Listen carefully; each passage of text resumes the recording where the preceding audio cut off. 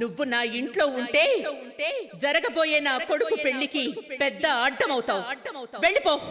నువ్వు చెప్తున్న అబద్ధాలకు ఎందుకో ఈ క్షణం నీ మీద నాకు అసహ్యం అనిపిస్తుంది. బయలుదేరవని.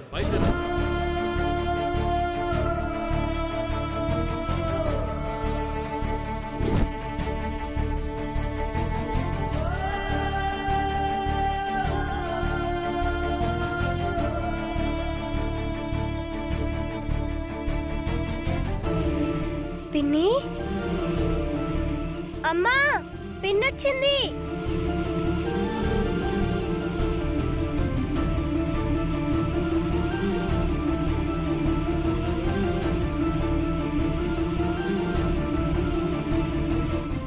బ్యాగ్ పట్టుకొని వచ్చావేంటి పిన్ని? ఆ ఇంట్లో ఏదైనా గొడవ జరిగితేనే నువ్వు బ్యాగ్ పట్టుకొని ఇంటికి వస్తావు, లేదంటే బ్యాగ్ తీసుకొని రావు. ఏమైంది పిన్ని?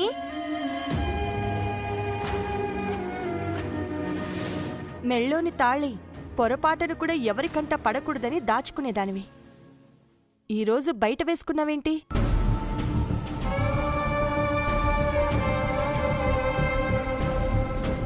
ఈరోజు నా తాళి బయటపడిందక్క. బోనాలలో నీ చెల్లెల తాళి బయటపడాలి, పెళ్లి విషయం బయటపడాలి అని అనుకున్నావు కదక్క. నీ ప్రయత్నం నువ్వు చేశావు. గుడి దగ్గర నేను నిన్ను అడ్డుపడ్డాను, కానీ అదే గుడిలో నా గుండెల్లో దాచుకున్న తాళి బయటపడింది. పెళ్ళైన అమ్మాయికి నువ్వు మళ్ళీ ఎలా పెళ్లి చేస్తావు? ఒకరి మెడలోకి తాళి చేరాలి,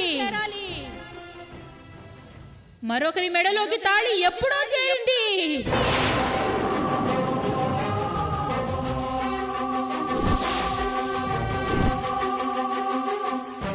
తాళి కట్టినవాడు ఎవరు అని అందరూ నానా మాటలు అన్నారు. దాంతో బావ గురించి చెప్పాల్సొచ్చింది. నా మెడలో ఈ తాళి కట్టింది శ్రీకర్ బావ. అబద్ధం. నువ్వు చెప్తుందంతా అబద్ధం. నేను నీకు తాళి కట్టలేదు, మనం పెళ్లి చేసుకోలేదు. నీ మోసాన్ని నేను భరించలేను, నీ నమ్మక ద్రోహాన్ని సహించలేను. బయటికి పో.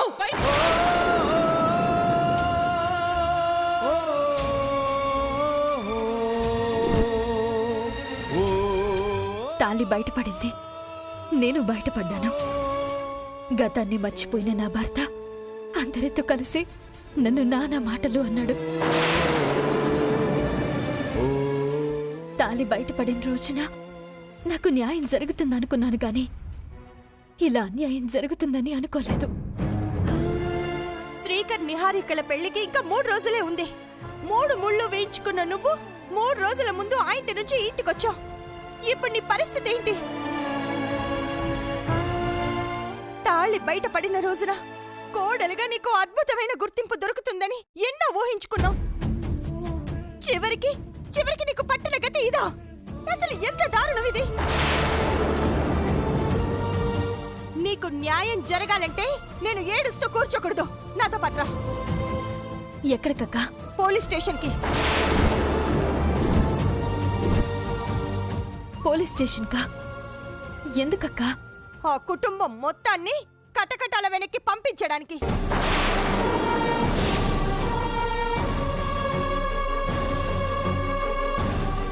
ఏంటక్కా ఈ నిర్ణయం?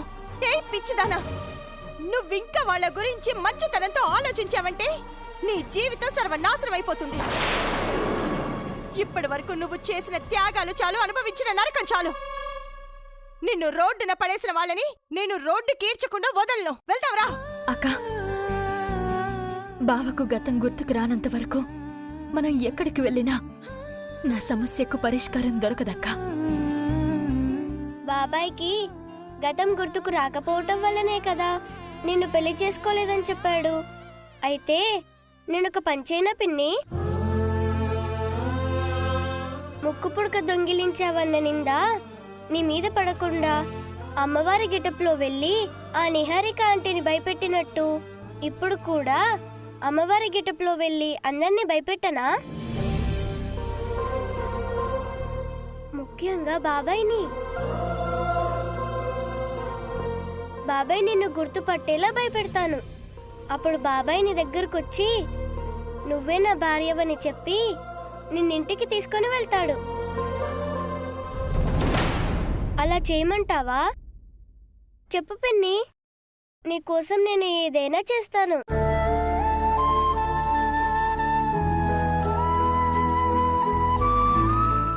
నువ్వు అమ్మవారి రూపంలో వెళ్ళడం కాదమ్మా, నిజంగా అమ్మవారి వచ్చే సాక్ష్యం చెప్పినా ఆ ఇంట్లో ఎవరూ నమ్మే పరిస్థితుల్లో లేరు. మీ పిన్ని అలాంటి పరిస్థితిలో ఉంది. మీరు నా గురించి ఆలోచించకండి. ఇంకా 3 రోజుల టైం ఉంది. ఈలోగా ఏమైనా జరగచ్చు. నెలలు సమయం ఉన్నప్పుడు ఏమీ చేయలేకపోయింది దానివి 3 రోజుల్లో ఏం చేయగలవే? నీ ధైర్యం చూసి ఆనందపడాలో భయపడాలో నాకేమీ అర్థం కావడం లేదు. నేను చేయాల్సింది చేస్తాను. మీరు ధైర్యంగా ఉండండి. నా నమ్మకం వృధా అయిపోదు.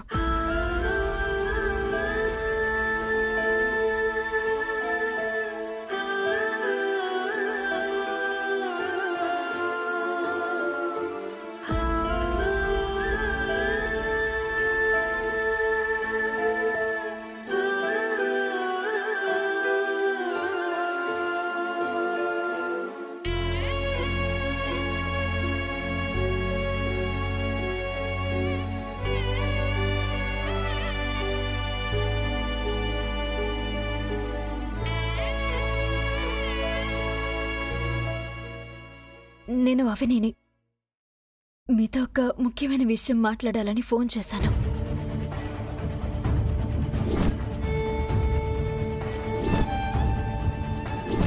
మీకోసం ఎదురు చూస్తూ ఉంటాను.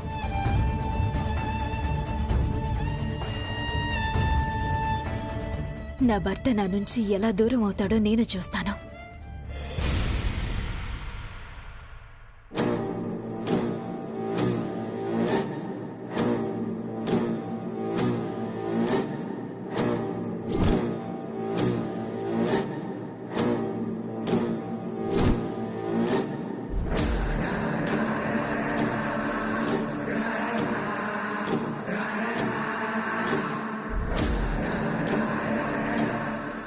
వచ్చినప్పటి నుంచి చాలా సీరియస్గా ఆ విషయం గురించి ఆలోచించుకుంటూ ఉన్నాడు.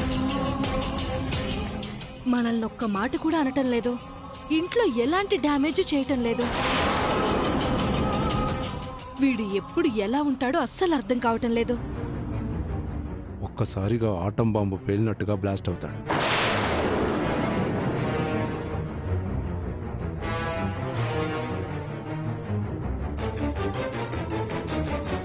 హతవిధి, ఎంతటి అవమానమిది! ఎంతటి ఘోర పరాభవమిది!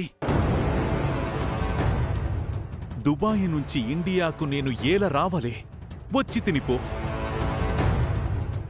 అవనిని ఎందుకు చూడవలే, చూసి తినిపో. ఆమెను వివాహం చేసుకోవాలని ఏల అనుకోవలే, అనుకుంటినిపో. ఆమెకు ఇదివరకే వివాహమైనదని ఏల తెలియవలే, తెలిసినది పో. మా మనసు అగ్నిగుండమై ఎందుకు మండవలే, మండినది పో. మేమెందుకు ఇంత నిశ్శబ్దంగా ఉండవలే?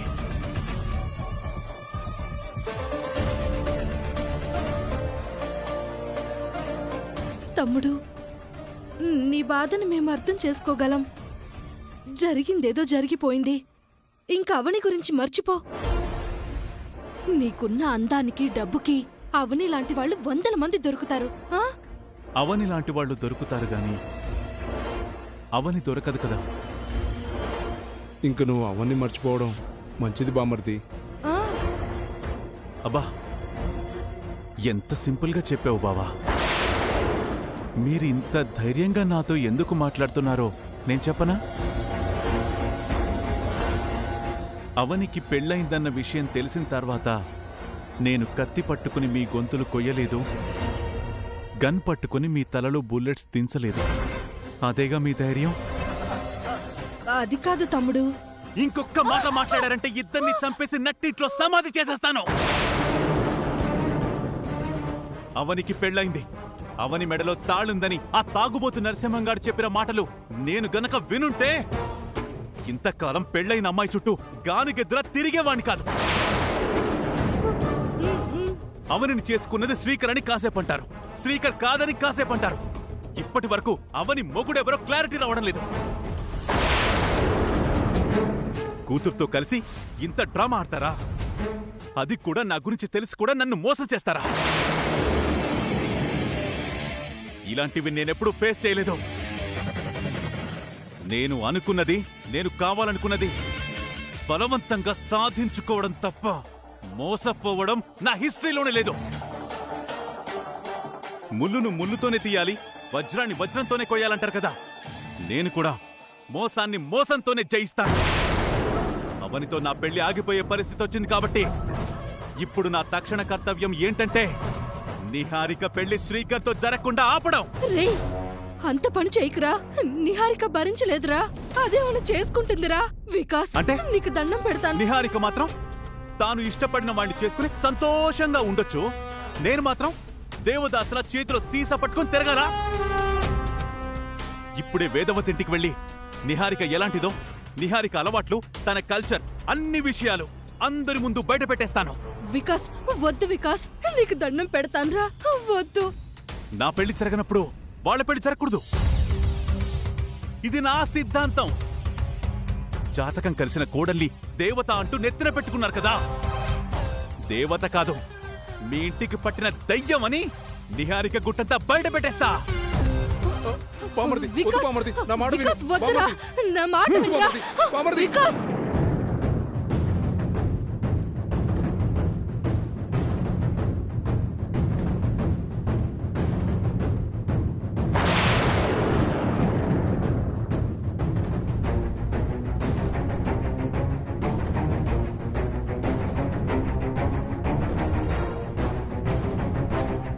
అయిపోయింది, అంతా అయిపోయింది. ఇన్నాళ్ళు మనం పడ్డ కష్టమంతా సర్వనాశనం అయిపోయింది. వికాస్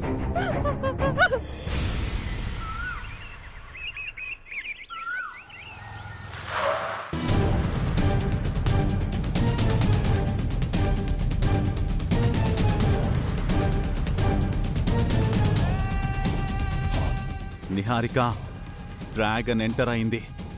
ఇక నువ్వు బలి. ఇంటికి కోడలువైపోయి వేదవతి గారి స్థానంలోకి వచ్చేసి అక్కడ 10 ఊళ్ళకి మహారాణి వైపోయి అందరినీ శాసిద్దామనుకున్నావా? నీ డ్రీమ్స్ అన్నీ ఒక్కసారిగా మంటల్లో వేసి కాల్ చేస్తాను చూడు.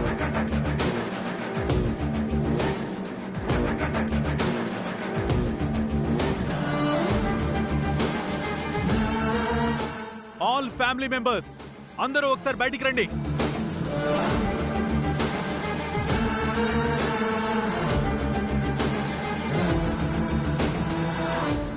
విక్కీ, ఏంటి సడన్ గా? వేదవతి గారు, అవనిని బయటికి ఎంటేశారట. అవని మెడలో తాళి ఉందన్న సంగతి బయట పడిన తర్వాత కూడా ఇంట్లో ఎలా ఉంచుకుంటాం? ఇప్పుడు వీడు ఆ ఫ్రస్ట్రేషన్ లో నా గురించి అయితే బయట పెట్టడు కదా. ఎంత మేనకోళ్ళైనా మోసం చేస్తే భరించలేం కదా బాబు. అయితే ఇప్పుడు మోసం చేసిన వాళ్ళకి మంచి పనిష్మెంట్ ఇస్తారన్నమాట. తప్పు చేసిన వాళ్ళకి శిక్ష పడాలి కదా మరి. అవునవును, తప్పు చేసిన వాళ్ళకి శిక్ష పడాల్సిందే. నువ్వేం బాధపడకు బాబు. నీకు ఎలాంటి న్యాయం చెయ్యాలో అలాంటి న్యాయం మేము చేస్తాం. మీరు నాకు న్యాయం చేయడం సంగతే అటుంచండి. ఈలోపు నేను మీకు సరదాగా ఒక సినిమా చూపిస్తాను, అది చూసి తరించండి. సినిమానా? అవును పెద్దిరాజు గారు, కథలో మంచి మంచి ట్విస్ట్లుంటాయి. ఇంతకీ సినిమా పేరేంటి? సినిమా పేరు నిహారిక నీ వేషాలు చాలిక.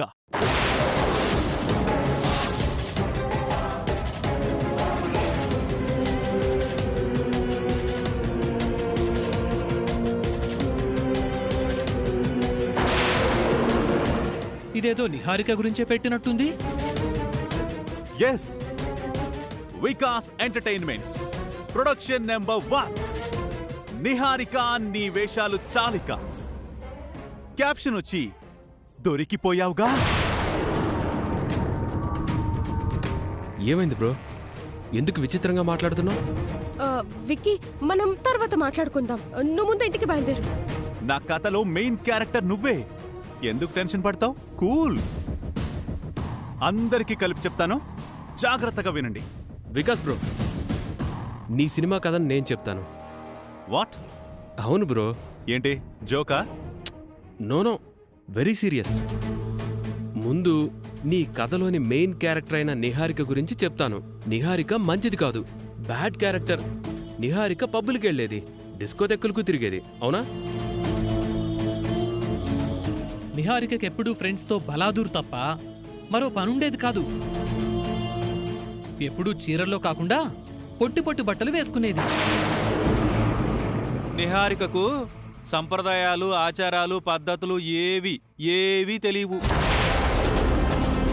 చాలా మంది అబ్బాయిల్ని వెంట తిప్పుకొని చివరికి వాళ్ళని పిచ్చి వాళ్ళని చేసి వదిలేసేది.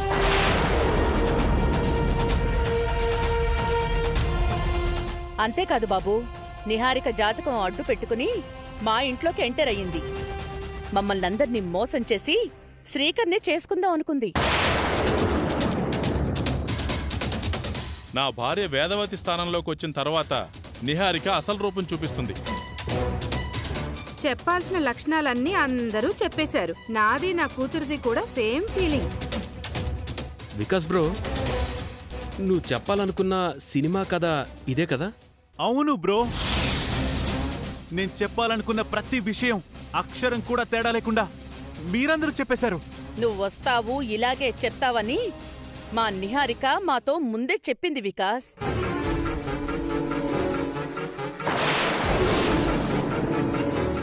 మేం చెప్పినవి కాకుండా ఇంకా నువ్వు చెప్పాల్సిన ఏమన్నా ఉన్నాయా?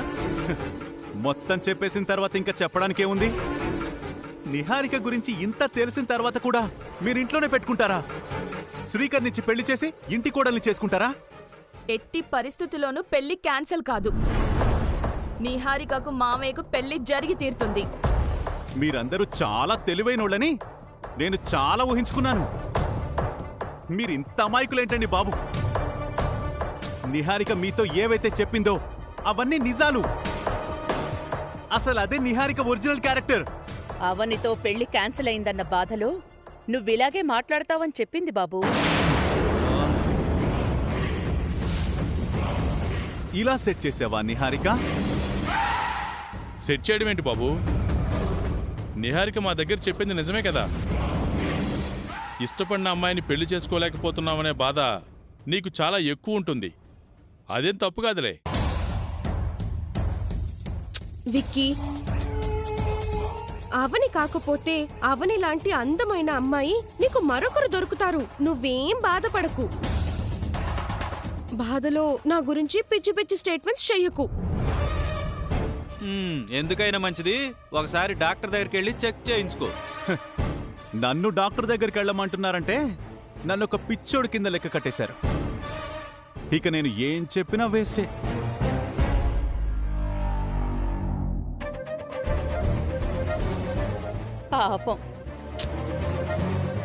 పాపం విక్కీ డిప్రెషన్లోకి వెళ్లకుండా జాగ్రత్తగా చూసుకో నిహారిక.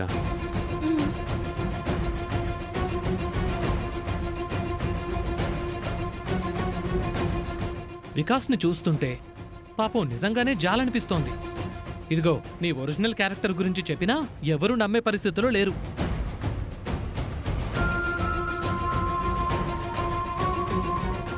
Hello Dubai.